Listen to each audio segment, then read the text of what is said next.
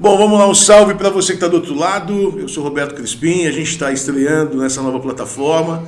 Esse aqui é o Trocando Ideia e hoje a gente conversa com Guilherme Saraiva, médico, pai de família, líder do PDT na região do Cariri Cearense, prefeito de Barbalha, e a gente vai bater papo com ele, trocar ideia com ele a respeito de muitas situações, também da seara política, mas sobretudo de coisas que ele queira conversar com a gente, né?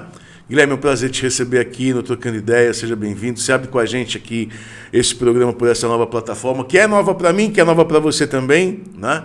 Mas que eu acho que vai ser uma oportunidade bacana da gente conversar com muita gente que está aí no meio do mundo, querendo saber de Barbalha, querendo saber do Cariri, querendo saber das coisas nossas aqui da região. Prazer ter você aqui. Prazer, Crispim, bom, bacana e uma honra, né? A gente tá aqui com você nesse momento inicial do podcast Trocando Ideia. E a gente está aqui, vamos trazer informações aí, algumas coisas bacanas aí que está acontecendo na cidade de Barbalha mais especificamente, né? E é isso, vamos para frente, vamos trocar muita conversa boa, trocando ideia. Barbalha é uma cidade que está inserida na região do Cariri Cearense. Você que não conhece o Cariri, venha conhecer, tem muita coisa boa por aqui. É uma cidade muito cultural, conhecida pela sua cultura a partir da festa do Pau da Bandeira, festa de Santo Antônio do Pau da Bandeira, uma festa tombada pelo Instituto do Patrimônio IFAM, né? Me ajuda, japonesa. Instituto Nacional do Patrimônio, é isso? Histórico, Artístico Natural. Isso, está tombada pelo IFAM. Você procura aí, Barbalha, festa do Pau da Bandeira, você vai encontrar na sua pesquisa pelo Google, né? Então, mas além de ser uma cidade tombada culturalmente, por conta desse festejo todo, é uma cidade importante pela sua história, né? Era conhecida como a terra dos verdes canaviais. Hoje não tem mais cana, porque houve aí um certo desaparecimento dos engenhos, né? E Barbalha percebe hoje um plantio outro. Hoje tem muita plantação de banana na Barbalha, né? Historicamente, conta um pouquinho da história de Barbalha, um pouquinho do que você sabe sobre Barbalha. Barbalha é um dos municípios, focando mais nessa parte cultural, né? É um dos municípios mais antigos aqui, né? Crato é um município antigo, Jardim também é bem antigo, Missão Nova e Barbalha. Juazeiro é a cidade mais nova das três, né? Juazeiro fez 100 anos agora há pouco. E Barbalha tem, assim como o Crato, tem um aspecto cultural muito forte por várias características. A primeira característica, no meu julgamento, é a colonização daqui do sul do estado do Ceará. Nós tivemos uma colonização vinda do Pernambuco. É diferente, por exemplo, se a gente vê o pessoal de Iguatu para cima, já tem um sotaque mais parecido de Fortaleza. Eles falam de, ti, a gente fala o di, né? A gente tem um sotaque mais parecido com o pernambucano do que propriamente com o sotaque lá de Fortaleza. E isso prova também que o pernambucano é muito mais barrista, até pelas histórias da Revolução que houve no Pernambuco, desde a época do Império até no momento da República já. Então tudo isso fez com que o povo barbalhense, assim como o do Crato também, tivesse muito orgulho da terra, fosse muito barrista. Então um barbarense pode falar da Barbalha, mas uma pessoa de fora falando da Barbalha, o pessoal já não gosta muito, né? Então a gente tem essa cultura muito forte na cidade, e isso também trouxe, além dessa cultura, desse barrismo, do nosso sotaque também, eu acredito que na cidade de Barbalha teve outros elementos como o lado cultural. Barbalha é muito rica culturalmente, assim como o Crato. Eu acho Barbalha e Crato muito parecido nesse aspecto, né? Então, a gente tem uma diversidade tanto de culturas populares, de risada, de maneiro pau, de maculelê, né? Das danças de capoeira, dos mestres da cultura, né? E a gente tem muito trabalho de artesanato. Então, esse lado artístico que tem na cidade, isso eu acho bacana, né? E isso vem se atrelar, Crispim, também com a parte dos prédios históricos, né? Que a gente está lutando para que os prédios históricos sejam preservados. E é um dos poucos municípios, não apenas da região do Cariri, não só no sul do Ceará, né? Onde prédios históricos ainda são vistos. Eu me lembrei aqui agora de uma situação em Quixeramobim, no Sertão Central, uma cidade também com muitos prédios históricos, né? Terra de Antônio Conselheiro, e lá havia uma cultura de derrubada dos prédios históricos, até que houve um levante por parte da sociedade e iniciou-se um processo de preservação, né? Barbalha é também uma cidade que busca preservar os seus prédios históricos, né? Porque isso é o que traz o diferente para o município. Antigamente, até um determinado ponto, você quer derrubar para ter um prédio moderno da sua época. Mas hoje, Barbalha também preserva uma identidade que isso pode ser um atrativo. Por exemplo, na hora que nós pegamos um prédio histórico, por exemplo, e a gente o preserve e a que a gente faça ali um bom restaurante, como a gente está com várias ideias, inclusive a gente conseguiu com o deputado Fernando Santana e o governador, de desapropriar alguns prédios históricos. E um desses prédios históricos, Crispim, a gente vai fazer um restaurante. Estamos firmando uma parceria, conversando com o SESC, com o SEBRAE, né?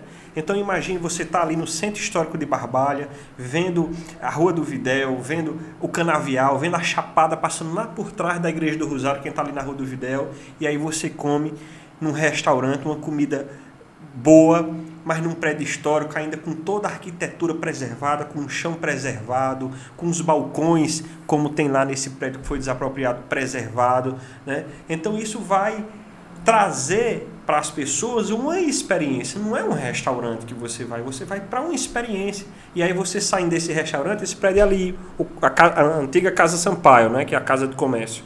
Então você sai ali da frente, tem um cine-teatro, depois tem a cervejaria que tem a do Porto lá em Barbalha, depois tem uma hamburgueria ali do lado, né? Então esse aspecto histórico, cultural, que também influencia no turismo, eu acho que vem agregar muito. E aí algumas pessoas ainda pensam, essas casas velhas só tem morcego, né? Tem uns que dizem, né? Mas eu penso diferente, eu acho que a gente pode aproveitar essa estrutura bacana que só nós temos para fazer diferente. Sem dúvida. Você falava sobre a questão da chegada dos pernambucanos, né? Eu tive um professor de História do Direito, Oceano Landim, e ele contava a chegada dos pernambucanos através da charqueada, né? E havia um relato interessante com relação a essa questão. Os pernambucanos eles se fincaram, né, de forma mais efetiva no Crato e em Barbalha. Não tiveram uma presença física mais constante no Juazeiro do Norte, né? Até porque não existia o Juazeiro naquela ocasião, né? O Juazeiro surgiu depois por meio da fundação por Padre Cícero. E no Crato, eu não sei se Barbalha vivenciou isso, o Vevé, que está acompanhando aqui também, o Vevé é o vice-prefeito, né? Não está participando da entrevista, mas está aqui acompanhando, junto com a japonesa, e a japonesa é a Clara Karimai, que é a assessora de comunicação do Guilherme. Estou citando os nomes, né? Porque são duas pessoas fantásticas. Mas lá no Crato, Guilherme, o que se fazia? Tinha o chamado chá das 5. O chá das 5, que é uma tradição inglesa, né? E segundo o que o Oceano contava para a gente, o pessoal colocava as vestimentas, né? Se perfilava, ia para a Praça da Sé, a antiga Praça da Sé, não sei se chamava Praça da Sé à época, mas ia para a praça, que hoje é a Praça da Sé, e tomava chá. Barbalha tinha também esse ritual? É interessante porque naquela época, na época do Brasil colônia ainda, nós consumíamos muito esse lado histórico e cultural da Europa, que a referência naquela época era a Europa, não era Estados Unidos como era hoje. Então, é interessante porque naquela época as pessoas usavam as vestimentas, tinham os hábitos europeus. Você imagina o pessoal de sombrinha, 5 da tarde, às 5 da passeando tarde, pelo passeio, então, caminhando pelo passeio, passando pelo passeio, sacanagem. Exatamente. Caminhando pelo passeio, né? Ou então usando uma roupa de frio em pleno Nordeste brasileiro. 42 graus, né? Então, mas isso acontecia. Aí. Isso acontecia. E tem um fato muito interessante para você ver como um fato muda toda a história. Na sedição de 14, que foi quando Juazeiro se transformou independente e se transformou uma cidade, né? Juazeiro, naquela época, a polícia estava em Fortaleza, era dias para chegar a notícia e eram vários outros dias para que eles chamassem volantes, né? Ou os cangaceiros chamavam macaco, não era polícia. chegar num determinado local. Naquela época, por conta dessa ausência e da escassez da polícia, se usava muito jagunço para se fazer a proteção das áreas dos territórios. Nessa sedição de Juazeiro, Crato e Barbalha ficaram do lado do Estado e Juazeiro num processo independente. E esses jagunços do Juazeiro invadiram Crato, invadiram Barbalha, né, invadiram esses dois municípios, e quando eles tinham a invasão, eram dias invadindo as cidades, porque a polícia não chegava, não tinha informação, não era em número suficiente. Quando houve essa invasão em Barbalha, e aí eu quero até fazer um parênteses, que essa invasão que teve na época no Crato, em Barbalha, até pouco tempo se tinha, mas hoje eu vejo cada vez diminuir, tinha uma certa rivalidade das famílias tradicionais dessa cidade, às vezes quando era do Juazeiro. Eu me lembro quando eu era adolescente, que a gente ia para uma festa, eram os meninos do Juazeiro com os meninos do Crato, da Barbalha, e dava uma briga, às vezes maior do mundo na festa, porque não, o cara do Juazeiro não vem aqui, nem o Crato vem no Juazeiro. Tinha esse aspecto cultural muito forte. Mas, voltando ao parêntese, quando houve essa invasão na cidade de Barbalha, parte de uma família, que era uma família Sampaio de Barbalha, ela fugiu para o Pernambuco, né? Uma parte voltou e outra ficou no Pernambuco e foi para Recife. Um descendente dessa família, né, que foi lá para Recife, acabou se tornando governador, que foi o Cid Sampaio. Certo? Cid Sampaio era concunhado de Miguel Arraes, que foi governador e que foi chefe de gabinete de Cid Sampaio, Miguel Arraes. E a partir disso, depois ele se tornou governador de Pernambuco, Miguel Arraes. E aí, depois, Eduardo Campos... Eu lembro que o Eduardo, uma vez, o Eduardo Campos veio receber, eu não lembro se um título, uma comenda foi colocada a ele, né? E foi em Barbalha, né? Foi em Barbalha, ele foi receber em Barbalha, e eu lembro que na ocasião do pronunciamento, ele fazia, acho que o Carlos Macedo, né? O Carlos Macedo é um político aqui da região. O Carlos Macedo fez um comentário, ele foi respondendo. O Carlos Macedo falava sobre o vínculo, né, que existia entre Miguel Arraes e a região do Cariri, a família de Miguel Arraes e a região do Cariri, e os momentos em que ele, Eduardo Campos, na juventude, vinha para a região do Cariri para passar férias também. Inclusive para Espalcrato, viu? Pois é, né? Mas o que eu acho interessante é como esse fato, né, que acabou que resultou nessa família que saiu da Barbalha, na época, né, e influenciou na história de um estado vizinho, né? Às vezes uma tomada de decisão, ele podia ter ido apenas para o Pernambuco e ter voltado depois, mas acabou que ficou, né? Então, é interessante esse lado histórico que às vezes a gente não conhece da nossa região, né? Mas que é interessante como é a vida, né? Às vezes um pequeno fato... Como é que foi a tua infância? O Guilherme é médico, né? Eu costumo dizer que o Guilherme é médico de astronauta. Outro dia eu perguntei, qual é a tua especialização, Guilherme? Ele me disse o nome que eu falei, só pode ser médico da NASA. A tua especialização é? Eu sou médico nuclear. Estou falando, o cara trabalha diretamente com os astronautas, meu. Mas, enfim, como foi tua infância? Você viveu sempre na região do Cariri, morou um tempo fora, como é que foi? Eu me criei na Barbalha, né, a minha vida toda, e estudava, tinha os meus amigos lá. Tenho esse lado muito forte, né? Gosto muito da Barbalha, e quando eu saí, eu tive uma dificuldade muito grande em me adaptar quando eu fui morar fora, mas sempre doido para voltar para casa, né? Mas quando chegou o ensino médio, naquela época não tinha escolas, as escolas tinha-se o hábito de sair para estudar fora, né?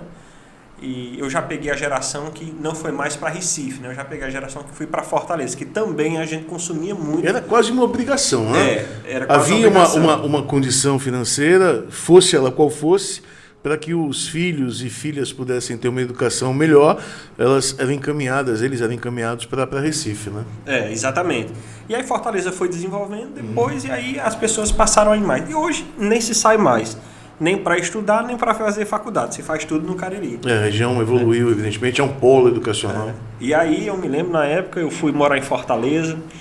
Quando eu cheguei nos primeiros momentos, naquele ônibus, 6 horas da manhã em Fortaleza, naquela cidade grande. Rapaz, Quantos anos você tinha? Eu tinha 14 anos. Rapaz, Era um menino? Era um menino. Eu queria 14 anos eu andava de circular. 14 anos eu saía. Eu trabalhava, aos 14 anos de idade, eu saía de casa e eu pegava o circular. Então eu ia até a Praça da República para poder ir trabalhar. Eu trabalhava ali perto da Praça da República. Depois voltava no mesmo circular até o Pari, né? Parava ali no Lago do Pari e descia a Silva Teles para poder ir para casa. Você com 14 anos pegava ônibus em Fortaleza. Ia para Fortaleza e chegava e era muito ruim, aquela insegurança, aquela cidade grande, aquele monte de gente, ir para uma escola nova, né? Mas era necessário, né? Todo processo de mudança gera esses desconfortos. Mas acabou que eu já morei em Fortaleza, já morei em Recife, já morei em Nova York, já morei em Orlando, já morei na Polônia, passei uma temporada lá na Polônia, numa cidade chamada Szczecin, perto de Berlim. Repete o nome. Szczecin. Entendeu? Você entendeu? Entendeu, né? Szczecin. Szczecin? Szczecin é sacanagem. Já morei também no Rio de Janeiro, em Recife, em Belém do Pará, também 4 anos. Eu já andei um bocado. Você foi meio cigano, né? Né? Você, Caraca, você tem uma bagagem... Quantos anos você tem, Guilherme? Tenho 36 anos. Fiz agora ainda, com muita experiência. E aí você passou pela Polônia, Estados Unidos, Rio de Janeiro, enfim. Voltou para Barbalha. E aí voltei. É engraçado que no final eu já estava até me adaptando, né? Depois de uns 15 anos morando já fora. Médico. Já médico, com residência. E voltei para minha terra.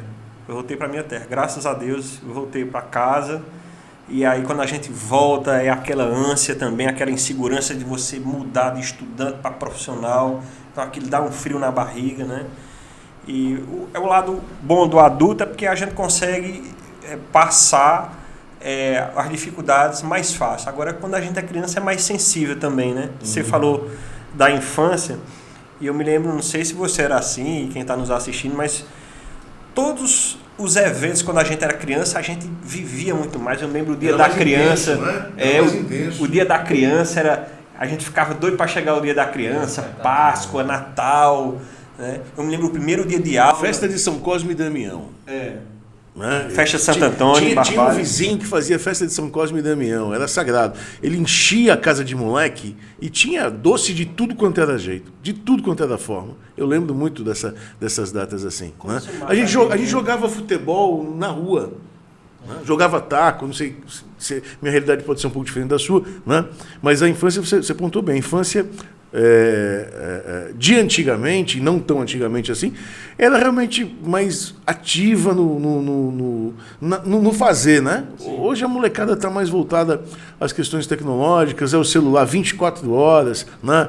Free Fire e companhia limitada. Né? E eu fico preocupado por isso. Inclusive saiu um estudo agora francês de um neurologista muito famoso, né? E ele viu que pela primeira vez, depois que se iniciaram esses estudos, o QI das nossas crianças reduziram. Pela primeira vez. E ele atribui isso justamente aos jogos e às televisões. O sujeito está bitolado ali, exatamente, né? 24 horas. E o que é que o estudo mostrou? Quando você assiste muitos jogos, você não tem interação social, porque hoje a interação social das crianças diminuíram ou não existem mais. Você não movimenta o corpo, ou seja, você não faz atividade física, né? Isso também interfere no metabolismo, em doenças cardiovasculares no futuro, né? E também você fica só em uma atividade, né? Isso é uma preocupação muito grande, porque na nossa época, a gente aprendia a conviver com as pessoas através dessa interação que a gente tinha, né? Então, está mudando. Como é que vai ser essa geração que hoje está nascendo, que hoje está aí com esse outro formato? É uma curiosidade e uma preocupação que eu tenho, né? Como é que vai ser esse futuro? Hoje, por conta da disponibilidade de que tudo que se quer, se você quer assistir um filme, na nossa época o cara tinha que chegar do colégio, assistir os Trapalhões e esperar começar um filme que você não sabia qual era e que tinha os intervalos que você tinha que assistir. Hoje em dia não. Hoje em dia você chega no Netflix, no YouTube, né? E vê tudo que você quer, para na hora que você quer, volta na hora que você quer. Então isso acaba que torna o consumo imediatista e que a paciência também das crianças estão cada vez menor. Você vê como o impacto da tecnologia, que tem um lado bom, mas tem um lado negativo também, né? Como é que isso vai ser no futuro? Sem dúvida. Você falou sobre essa questão da socialização, né? Na nossa época acontecia de forma presencial. Você tinha que conversar, né? Tinha que ter a proximidade para você poder estar num grupo de amigos, criar um grupo de amigos, para você namorar, para você beijar na boca, né? Para você sair e se divertir, jogar bola. Você tinha que ter o convívio. Hoje você, pela tela do celular ou então do notebook, você conversa com alguém que está lá, do outro lado do mundo, na Polônia, onde você viveu, né? Mas é uma conversa fria. Não há o contato, é uma situação realmente difícil. Embora a tecnologia tenha favorecido a nós todos de muitas maneiras, né? Não dá para deixar de viver hoje sem a presença do celular. Né? Não tem mais como. A gente não consegue mais viver sem o celular, onde estão as contas bancárias, onde estão os aplicativos que nos aproximam das pessoas que estão distantes. Né? Mas essa situação relativa ao calor humano a gente perdeu. Infelizmente a gente tem perdido isso. E isso é importante até para as nossas habilidades que hoje a gente tem. Eu conversava muito com meu pai já faleceu, e hoje eu faço até uma reflexão com vocês aqui, como é que era antes e como é que é hoje, né? Por exemplo, antes, esse relacionamento que a gente tinha, eu fui um aluno mediano, não era um aluno bom, né? Mas... Pô, você mediano virou médico nuclear. Se você tivesse sido um aluno bom, porra, bicho, aí, né? Tem a dor. Não. Mas mais determinação. Eu demorava mais para pegar as ideias, enfim. Mas o que eu acho é que naquela época também a gente era muito valorizado pelo estudo, né?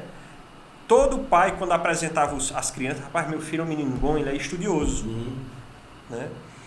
E hoje eu vejo que só isso não é importante. Nós somos um todo. E no curso de medicina, que normalmente é um curso que tem aqueles estudantes mais bitolados, que mais se garante, vamos dizer assim. CDF mesmo. CDF. Então, acaba que a turma de meu pai era assim e a minha foi assim. Os alunos mais brilhantes da sala não tiveram sucesso. Porque ele era muito estudioso, tirava ótimas notas, certo? E aí todo mundo dizia, cara, tu é o mais estudioso, o caminho é esse. A gente foi criado na cultura de nota. De nota. Mas o cara não tem um lado comercial, não tem um jogo de cintura, não sabe se vender, não tem um relacionamento. Então ele tem muito de uma coisa e não tem nada de outras. O que é que eu quero dizer com isso? Aqueles estudantes na minha sala e na época de meu pai, que passava ali na rabada, às vezes ia para recuperação, às vezes saía reprovado, mas que ia para festa, que namorava, ou seja, que tinha o traquejo, que tinha esses outros ingredientes, tiveram muito mais sucesso na vida do que aqueles que focavam mais no estudo. Isso é uma reflexão que eu faço aqui para quem está nos ouvindo, justamente desse todo que a gente deve ter de nós mesmos. Né? A gente deve olhar a gente como um todo. E a gente falando da infância, dessa questão dessa interação que a gente tinha, é por isso que lá na Barbalha a gente tem focado muito na educação da primeira infância, que é onde a gente aprende essas coisas. As nossas melhores memórias e os nossos maiores traumas vêm da infância. Perfeito. Porque é onde o sentimento da gente, o cérebro da gente é uma esponja para a gente absorver as experiências, os ensinamentos. É por isso que é uma fase muito delicada, né? É a infância. O Guilherme que voltou para a Barbalha depois de formado em medicina, né, para trabalhar, né? Qual foi a visão primeira que você teve nesse retorno em relação às questões da sociedade dentro da urbe, né, a qual você retornou para residir? Os problemas sociais, você conseguia perceber realmente? Você já tinha essa visão, né? essa vontade, esse desejo de observar as demandas coletivas, onde havia o sofrimento ali, né? Mais latente por conta das carências nas diversas searas da sociedade, não? Eu há um tempo atrás... O médico pensa nisso, Guilherme? Né? Assim, de forma mais franca, não é? Para quem está assistindo. O cara que saiu da faculdade, está formado médico, fez lá o juramento de Hipócrates. O cara sai da faculdade para ganhar dinheiro ou para atender o povo honrando o juramento? Na minha visão, isso é muito duro de falar, mas hoje é para ganhar dinheiro. É raro a gente ver um médico que é vocacionado por natureza. Descer o pau em você aí depois, viu? O pessoal da medicina vai descer o pau em você. Mas é uma realidade, né? É uma realidade. Isso às vezes não é culpa da pessoa, isso é culpa da sociedade como um todo, né? A gente meu filho tem que ser médico, meu filho tem que ser advogado, meu filho tem que ser engenheiro. O médico, antigamente, ele tinha 2 benefícios. Ele ganhava muito bem e todo mundo julga a gente, infelizmente, pelo material. É verdade. Infelizmente é assim. Né? E, além disso, o médico ele era respeitado porque ele salvava a vida de uma pessoa, ele ajudava uma dor de uma pessoa. Né?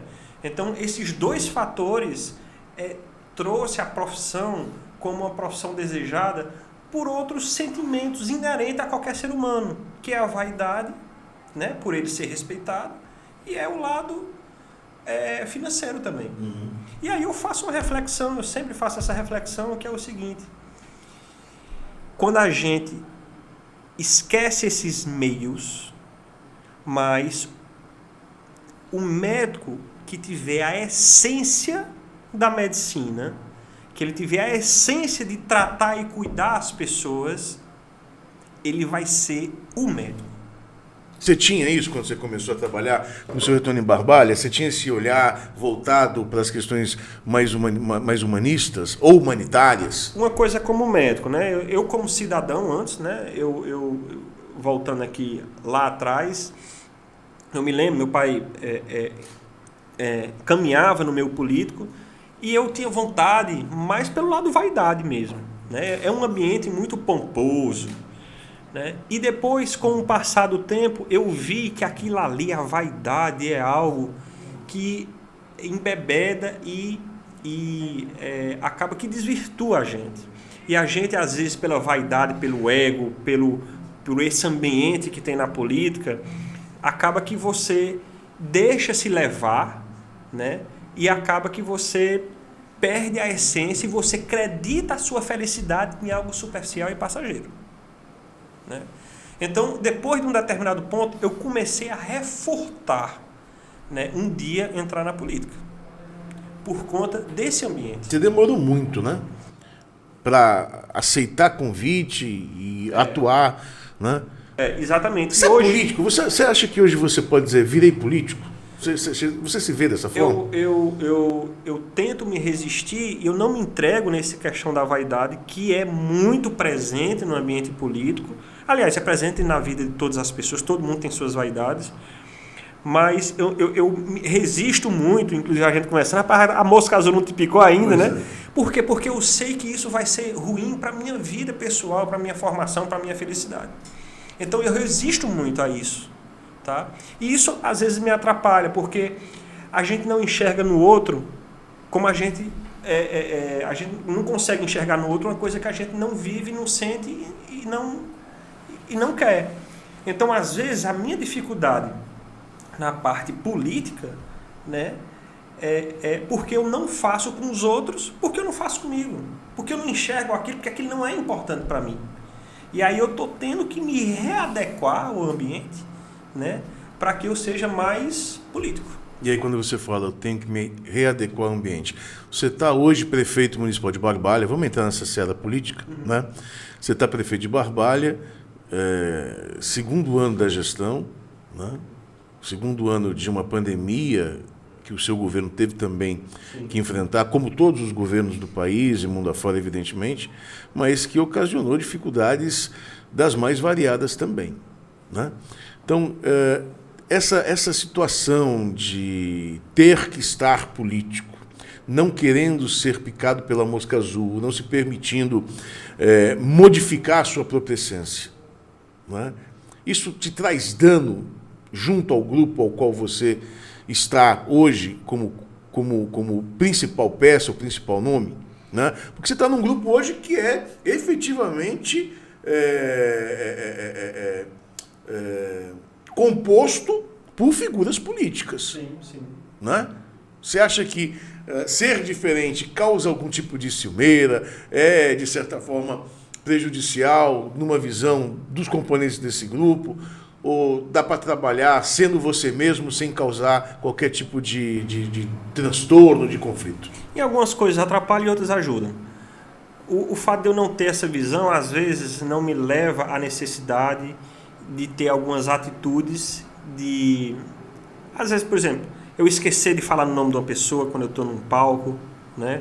Ou, tem gente que fala da exato, família toda, né? Ou de, às vezes, de eu ir visitar uma pessoa que é necessário a gente fazer isso e, às vezes, deixar algum trabalho para trás para visitar uma pessoa. Isso pode atrapalhar um pouco, mas a gente está redesenhando para que isso melhore, né? Me mudando como comportamento, como postura, né? Lembrando às pessoas que estão nos ouvindo que eu vim da iniciativa Você está querendo privada. dizer o quê? O que você está querendo dizer com isso? Você está querendo dizer que está buscando se moldar para, além de administrar, fazer também a política? É porque o objetivo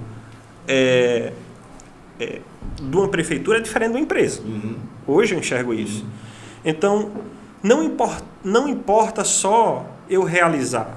Eu venho de uma formação que, para mim, o importante era realizar. Se eu só realizar e as pessoas não saberem, não serve de nada. Infelizmente, o parecer ser é mais importante do que eu ser. É mais importante do que eu ser.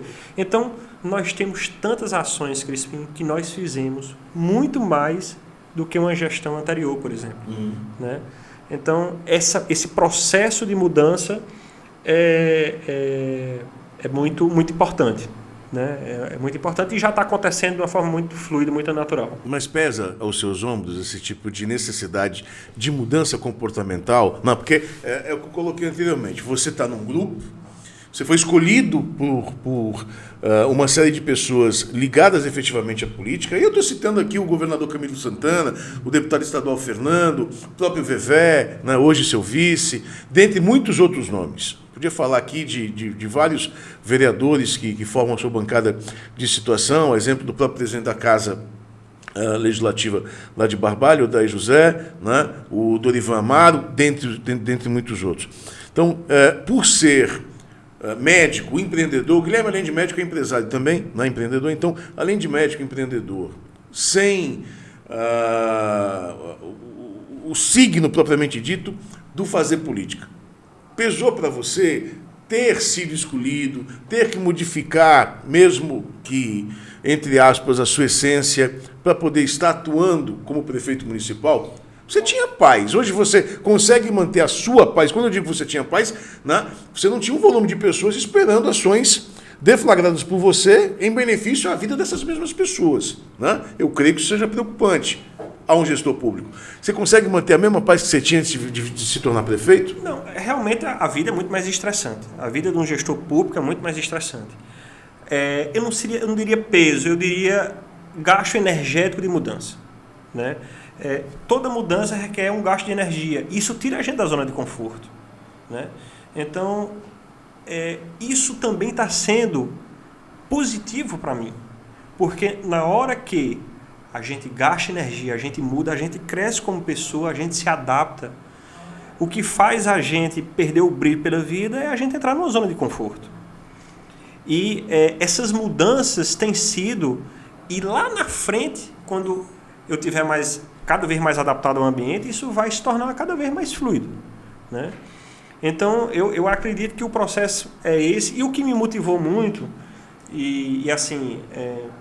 a questão de eu ter aceitado ser candidato na época a prefeito, Vevé daquele me convenceu, ajudou, conversou muito comigo, inclusive foi muito...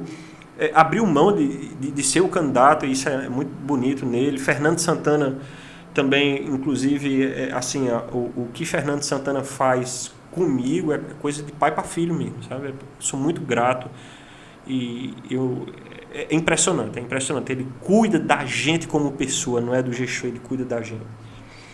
E o governador, obviamente, é um pouco mais distante, porque é o governador do estado, né? Mas isso tem me dado muito suporte, sabe? Realmente tem me dado muito suporte. Mas o que me fez aceitar a decisão de mudar a minha vida completamente, né? Eu tinha vários planos para o hospital, de crescer, de ampliação, um outro projeto para o Crato, que a gente está andando agora mais lento, mas está andando de fazer um hospital no Crato também, está andando lá bem mais devagar. Mas eu me acho, sendo de uma forma humilde, mas eu me acho privilegiado. Eu tenho saúde, eu tenho família, eu tenho onde dormir, eu tenho casa, sabe? Eu tenho uma família que eu gosto muito, sou muito feliz na minha família, tenho uma filha agora. E aqui e acolá ainda sobra um tempinho para viajar, para descansar. Graças a Deus, né? É sagrado. Então, assim, rapaz, eu queria dar minha contribuição, e aí voltando àquela conversa que a gente teve, o Barbarense é muito bairrista. Eu queria dar minha contribuição. Você achou que você chegaria à prefeitura? Eu nunca planejei isso, né? Eu não sabia. Na época da campanha, eu sempre fui muito conservador no sentimento da campanha, se ia ser eleito ou não, porque para o candidato... O que você pensava durante a naquela campanha? Ocasião, Porque, para você que não conhece Barbalha é uma terra complicada politicamente falando, né? São dois polos distintos e a briga, a divergência, ela é pulsante. 24 horas por dia, 365 dias por ano, né? O que você pensava na campanha? Qual é a tua visão? Pô, nunca passei por isso, estou aqui cheio de gente aqui ao meu redor, gente pedindo isso, pedindo aquilo. Eu tenho que falar uma língua que não é minha, né? Como é que era aquilo ali para você? Eu tinha algumas frases para me confortar para os confrontos, por exemplo. Por exemplo, eu nunca tinha sido candidato, nunca tinha sido eleito a nada, nem sequer ter sido candidato. E eu ia para a rua, né, velho? A gente andava e muitas pessoas me agrediam, xingando com raiva. E você não entendia nada daquilo, né? Meu Deus, o que é que eu fiz? A pessoa nunca me viu. Ela nem me conhece, pô. Mas depois é fácil de você analisar. A pessoa nunca me viu, eu nunca fiz um mal a ela. Mas eu ameaço um projeto dela. Talvez algumas dessas pessoas tivessem com a promessa de emprego ou tivesse empregada na gestão anterior, que eu ameaçava o ganha-pão dela. É muito louco. Então, acaba que você tinha esses momentos durante a campanha, né? E por outro lado, esse é um lado, e por outro lado as pessoas falam muito isso, não só na política, mas é muito difícil você ter a coragem de chegar para uma pessoa e falar para ela o que você está pensando dela. Você fala para todo mundo que está do lado dela, mas não fala para ela. Então, para o candidato, pela minha percepção da rua, eu tirar 90% dos votos. Por quê? Porque para o candidato é difícil ele ter só se for um político muito já experiente, né, velho? Ele já tem alguns sinais que ele consegue perceber. Mas isso foi muito curioso para mim, sabe? Foi muito curioso para mim. E isso a gente vai vendo, vai entendendo as pessoas. E no ambiente político, hoje eu tenho uma visão que ele é a essência das pessoas. Nesses momentos que a gente mexe, às vezes, com a vaidade, a gente mexe com um projeto de pessoas, as pessoas se mostram exatamente como elas são. O caráter, a honestidade, entendeu? A postura, as reações, né? Tudo isso tem sido curioso para mim, eu conhecer esse mundo novo, né? Mas o meu foco... Te decepciona? Esse conhecimento que você acaba recebendo a partir das observações que faz, te decepciona? Não me decepciona, não. Eu apenas enxergo, e aí, quando alguém defende, quando eu vejo, às vezes, um pedido individual em relação... acima do pedido coletivo, se a gente for ver, isso é da essência do ser humano. A gente preza pela nossa sobrevivência. Então hoje eu entendo que às vezes esses pedidos individuais, que às vezes se sobrepõem os pedidos coletivos, as demandas coletivas, é natural, no mundo todo é assim, isso é previsível. Até no avião, quando a gente vai pegar, cai a máscara, primeiro você bota em você para depois você poder ajudar o outro. Então, tudo isso tem um pensamento, né, de sobrevivência mesmo. De sobrevivência. A gente entende isso como natural. Você consegue fazer a separação do Guilherme prefeito para o Guilherme cidadão, né? Sair do próprio corpo e olhar o seu município e vislumbrar, evidentemente, os problemas que ainda são pertinentes à realidade de vida da população? Você conhece hoje esses problemas? Te dói ainda ver os problemas que a sociedade atravessa no teu município? Um exercício que todo gestor público precisa fazer é não perder a sensibilidade. No dia a dia, com a quantidade de estresse, que é difícil falar para vocês o nível de estresse que é uma gestão pública, a gente tem que ter muito cuidado para não perder essa essência. Porque é o que move a gente, é a essência, é ajudar as pessoas, dar uma contribuição melhor. Eu esperava que as coisas pudessem ser mais rápidas, né? Eu vinha... Menos burocrático. Menos burocrático. É impressionante. Tem licitações que demoram meses, às vezes anos. É quase terminando a gestão e você resolvendo a licitação. Sabe? Então, isso enrijece muito. Um planejamento que hoje daria para se fazer e estava na minha cabeça de eu executar agora, já no primeiro ano, tem coisa que só está acontecendo agora, né? Por conta dessa burocracia toda. É até uma reflexão que eu faço, que o sistema público poderia facilitar mais. Por exemplo, você vai comprar um carro, ou um tijolo, né? Ou um arroz. Aqueles produtos ali, ele já tem um preço certo de mercado, mas não, você tem que fazer uma licitação, abre concorrência, não sei quantos meses. Então, eu não entendo ainda porque que não houve uma modernização para facilitar essas licitações no município, no país todo, né? E aí, você falando das licitações, estava lembrando aqui, e eu sei que é a realidade de muitos municípios Brasil afora, a questão da aquisição dos medicamentos, né? População que não tem recurso financeiro, que precisa receber medicamento da prefeitura, e muitas vezes a prefeitura não tem a disponibilidade de caixa para adquirir um remédio de alto custo, né? Demora a fazer a aquisição de medicamento, às vezes tem que abrir processo licitatório, enfim, é uma situação complicada para vocês gestores também. E assim, medicamento de alto custo é de responsabilidade do Estado e da União. O município não tem condições e, se comprar, o gestor recebe processo. Mas são apenados, né? A população não tem essa compreensão. Exato. Olha, não é do prefeito a culpabilidade da ausência do medicamento de alto custo. Né? Tem que ser com o governo do Estado, tem que ser com a União. Quem está na ponta não quer saber, quer receber o remédio. Exato, exatamente. Então tem esses pontos que eu acredito que às vezes é muito difícil a população entender, e o serviço público é taxado de que não funciona, de que é lento, de que é burocrático. Isso já está muito enraizado. Né? Tua Barbalha tem um time de futebol, né? Sim. Você torce para que time? Barbalha Futebol Clube. Né? Você torce para que time? Bom, eu falo aqui... No mínimo, para demorar a falar é vascaíno, pô. Você é vascaíno? Eu sou Vasco. Jura? Não acredito que você é vascaíno. Mas então, Você sofre a vida toda, cara. Pois é, mas você também, velho? Pelo amor de Deus. Você se lembra qual foi a última vez que você comemorou um título do Vasco? Mas o detalhe é esse. Não lembra, né? Eu não sou um cara que curto muito futebol, né? Eu não curto muito futebol. Mas não é por isso que você é vascaíno. Hã? Não é por isso que você é vascaíno. Não, eu sou vascaíno porque eu não curto futebol. Aí você acabou com o clube agora também. E aí, quando eu cresci, os meus primos mais velhos e tal, torci o Vasco, e acabou que eu torci o Vasco, porque naquela época aqui no Ceará, que o Ceará e Fortaleza não era time conhecido, nem tinha expressão. Então sempre se teve, ainda tem muito hoje, de se torcer por time de São Paulo do Rio, né? Porque aqui não tinha time grande. Mas eu gostava, eu era um menino muito danado. Podendo escolher o timão de Parque São Jorge, vai torcer pro Vasco da Gama, pelo amor de Deus. Inexplicável.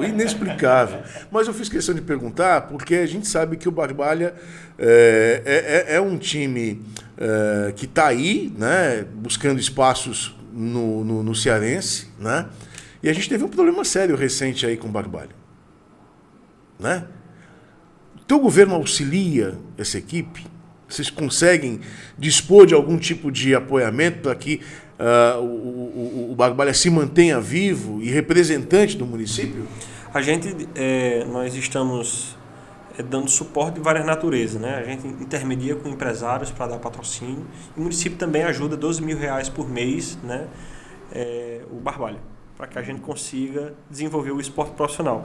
A gente também tem estimulado muito o esporte amador e a gente também tem estimulado muito vários outros esportes, né? Porque eu também achava injusto as outras atividades você não desenvolver. Então a gente tem vários programas de capoeira, a gente tem programas de corrida, tem atividades de bike, tem voleibol, né? A gente tentou pulverizar o máximo possível para democratizar o esporte, né? Você tem a sorte de ser prefeito de um município que é base de sustentação política do hoje governador do estado do Ceará, Camilo Santana.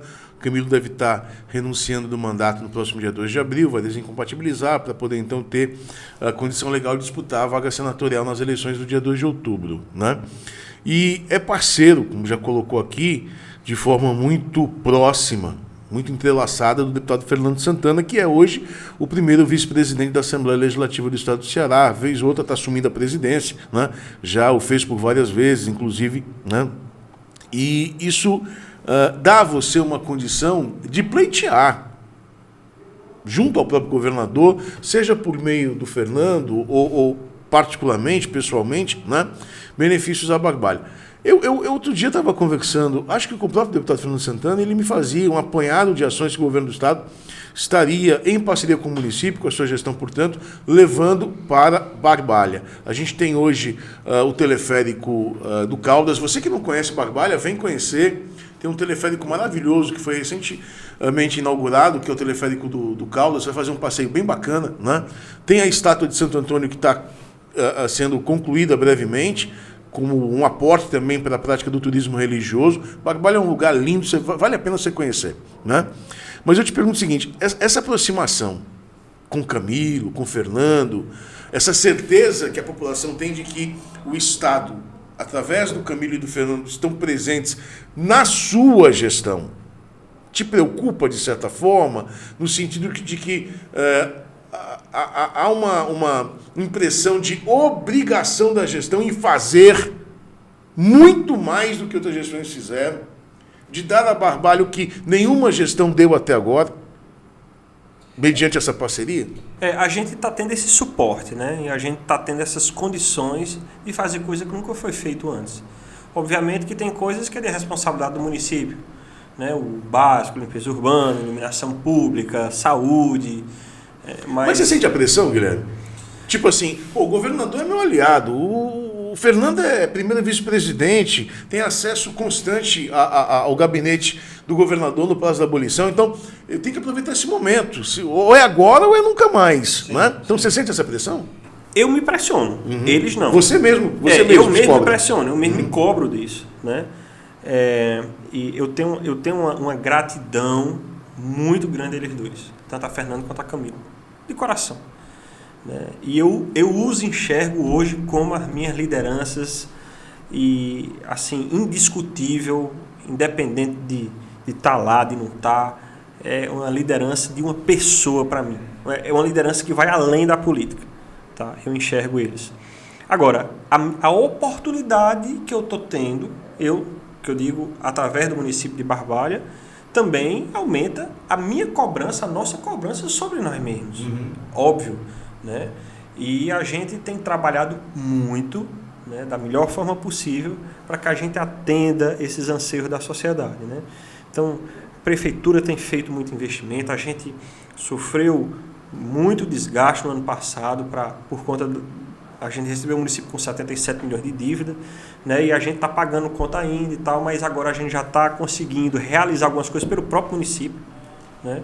E estamos nos programando aí. Tem muita coisa boa que o município vai fazer por ele mesmo, né? E estamos buscando outras alternativas. E a gente está fazendo um planejamento de futuro mesmo. Não é algo pensando na gestão, mas pensando no desenvolvimento mesmo da cidade. pensando na questão da educação, como a gente falou, educação principalmente da primeira infância, estratégias também de geração de emprego e renda, que é através do polo da saúde, né? Estamos com um desenho muito bacana para a saúde também, para melhorar a saúde, né? E é muito robusto. Esse é um sistema que eu estou desenvolvendo, eu pessoalmente estou desenvolvendo, e a gente está começando a fazer umas metodologias para implantar. Né? Então tem muita coisa que a gente pode fazer. Qual é a minha maior dificuldade? Tempo.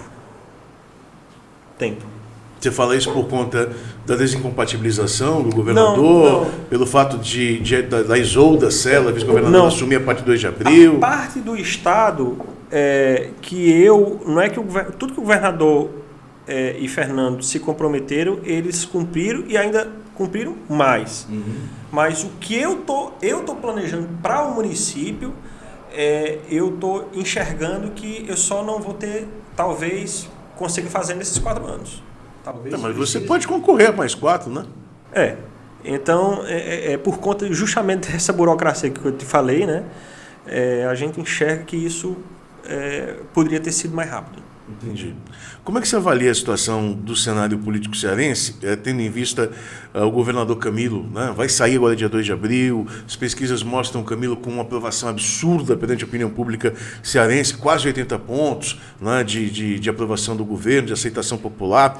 Dizem que o caminho que ele percorrerá nas eleições será um caminho muito tranquilo a partir, né, desses números que as pesquisas apresentam, né? O teu partido, o PDT, tem 4 nomes.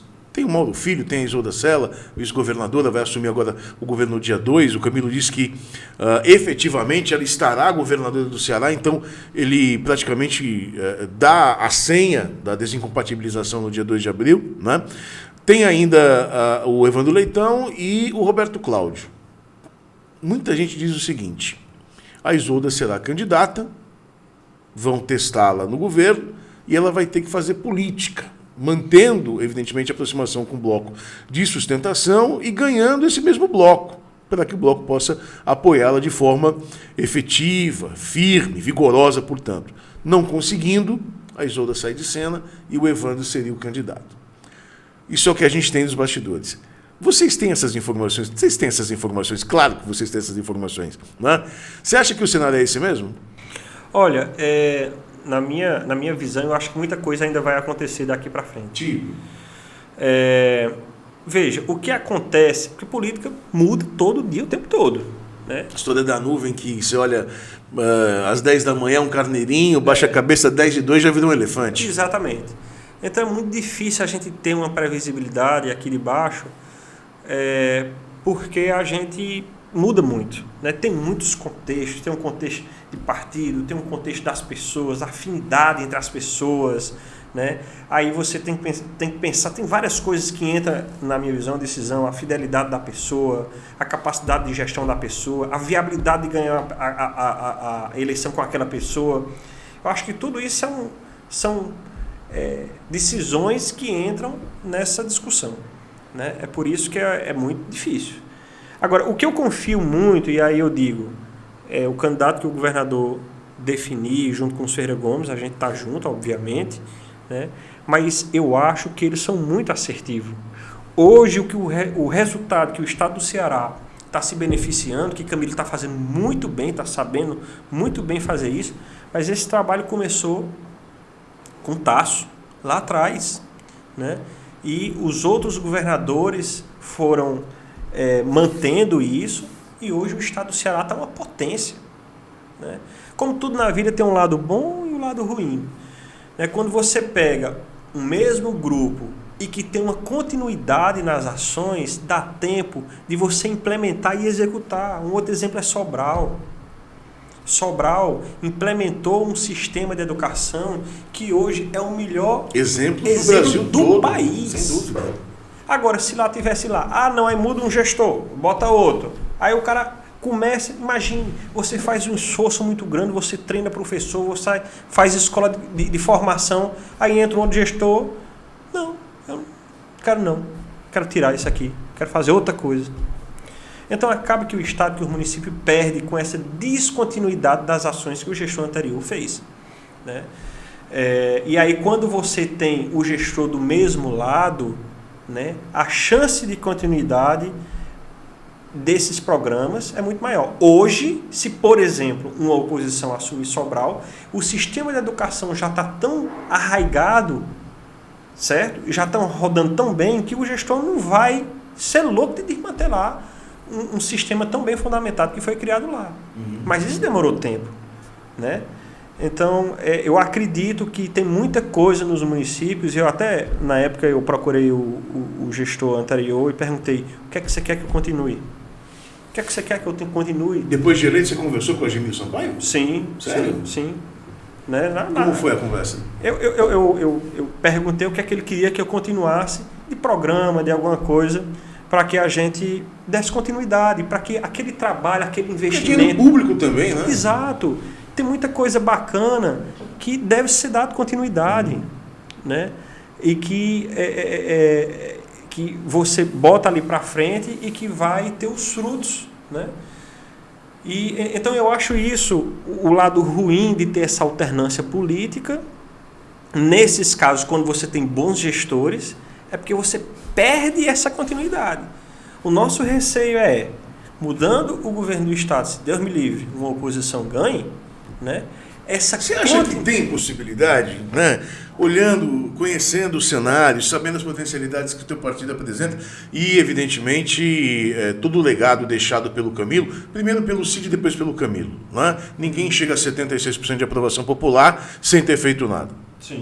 É dito hoje que o Camilo é o grande personagem da eleição 2022, né? Não apenas para a disputa do Senado, mas também na sucessão à abolição. Todo mundo aposta, todo mundo da sua base governista, aliada, portanto, aposta que ele será, indubitavelmente, o maior cabo eleitoral que as eleições de 2022 possa produzir, né? Então, diante dessa perspectiva, desse cenário, você acredita que a oposição tenha realmente condição de bater o candidato lançado pelo grupo político ligado ao governo Camilo nas eleições de 2022? Eu acho que a gente nunca pode subestimar, né?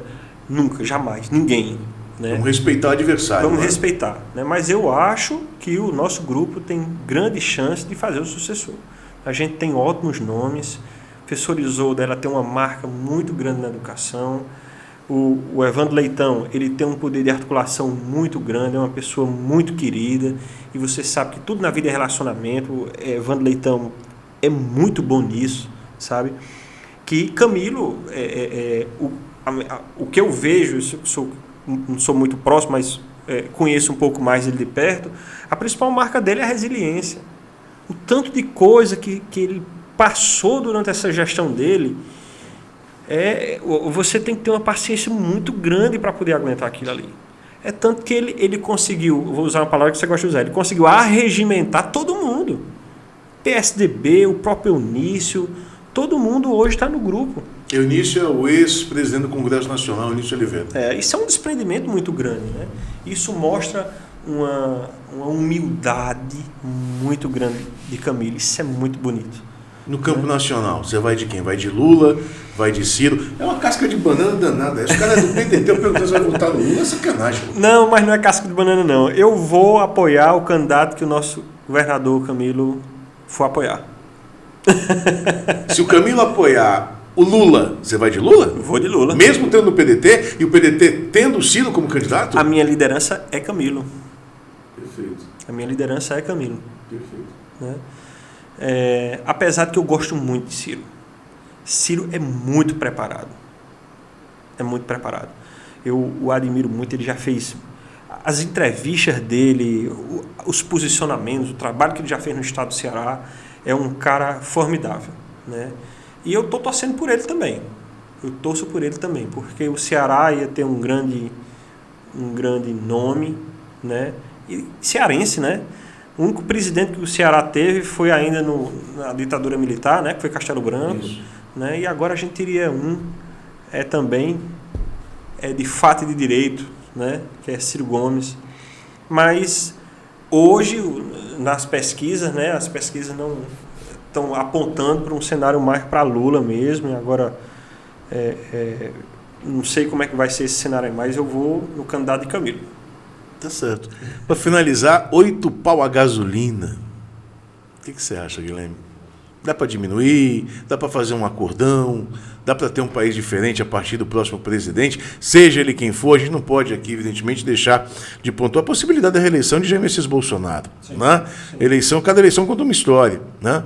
Mas diante do que a gente está vivendo hoje, será que dá realmente para a gente ter dias melhores a partir da eleição do próximo 2 de outubro?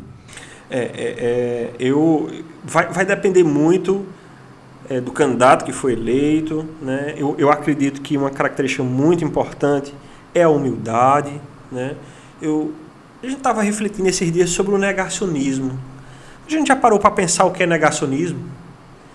Eu acho que todos nós já fomos negacionistas em algum momento da vida da gente, numa proporção bem menor, né? Mas a gente precisa ter a humildade e se autoavaliar nas nossas decisões. O impacto é muito grande, principalmente do presidente da República, quando ele é negacionista, né?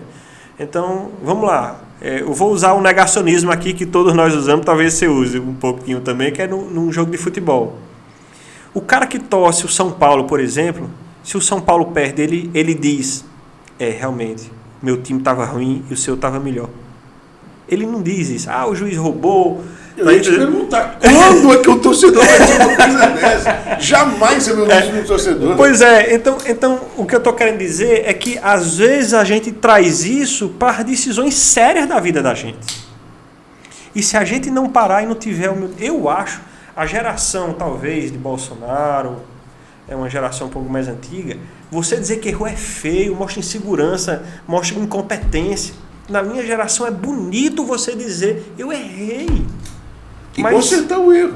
E vou consertar o erro. Então, acabou que talvez esse negacionismo vá custar a eleição dele. Tá entendendo? E hoje eu vejo muita gente que era muito apoiador de Bolsonaro já não apoia mais por conta do posicionamento dele. Não tem como, a ciência, o mundo todo mostrou que aquela vertente não era correta. E até incongruente, porque negava, mas comprava vacina. E ao mesmo tempo a vacina deu resultado e continuou negando. Não é ilógico? Uhum. Não casa. Sem dúvida. Né? Então, às vezes isso é muito grave. Então, eu acredito, no caso dele, que essa autorreflexão era o principal ponto. Né? Mas eu acredito que um presidente aliado, o presidente Lula teve ótimos resultados. O pessoal, alguns querem até dizer, mas foi plantado por Fernando Henrique Cardoso, né? Está colhendo os frutos, mas não é bem assim. Né? Ele também teve os méritos dele, ele soube fazer um bom proveito da economia naquele momento. As políticas sociais eu acho importantíssimo, eu só fazia uma alteração se eu fosse, no caso, um gestor maior do país. Qual seria? Eu acredito que as políticas sociais elas devem acontecer, mas por um prazo de início e de fim. E que nesse prazo as pessoas tenham uma capacitação para depois elas terem autonomia. Né? Então, por exemplo, você tem um Bolsa Família, mas você tem um Bolsa Família por 3 anos. Nesse período eu vou lhe capacitar, eu vou lhe oferecer um curso de torneiro mecânico, vou lhe oferecer um curso de pintura, enfim, o que quer que seja, e depois você dá autonomia, porque isso dá liberdade às pessoas também. Mas nós vimos um crescimento muito grande com essa política de distribuição de renda do governo Lula, do governo do PT. Na hora que nós pegamos a renda que estava concentrada no topo da pirâmide e você redistribui na base, então vamos lá. O cara que mora lá na serra, lá no mato, lá longe, e você injeta um capital para aquele cara, ele sai e vai comprar na mercearia do distrito, do sítio dele. Esse cara do distrito, ele vai vender para esse e vai vender para vários outros. E aí ele vai comprar mais no comércio dele. Ele comprando mais no comércio dele, ele desce para o cara ali para comprar no atacadão. Todo mundo ganha. Aumenta o transporte, aumenta o consumo, o dinheiro, a economia, o dinheiro precisa circular. A economia vive com o dinheiro circulando. Se o dinheiro ficar parado, a economia não anda. Então isso foi uma sacada fenomenal do presidente Lula. Na hora que ele fez esse programa de redistribuição de renda, né, ele conseguiu movimentar toda a economia, porque ele colocou lá embaixo da base da pirâmide. Né? E é tanto que eu me lembro quando eu era adolescente, não sei se Vevé lembra dessa época, só tinha um restaurante aqui que era La Favorita, né? Ali na praça, que o shopping fez até uma homenagem à La Plaza, né? E todo restaurante que botava quebrava. Botaram um do outro lado da praça, que era até o Carlão, não sei, quebrou, e vários outros que tentavam abrir quebrou. E depois dessa época, o Brasil começou a ter um crescimento maior. Se a gente vê como era a região antes, como é que é hoje, né? Isso se tornou parte hoje da região. Isso não retrocedeu. Uhum. Né?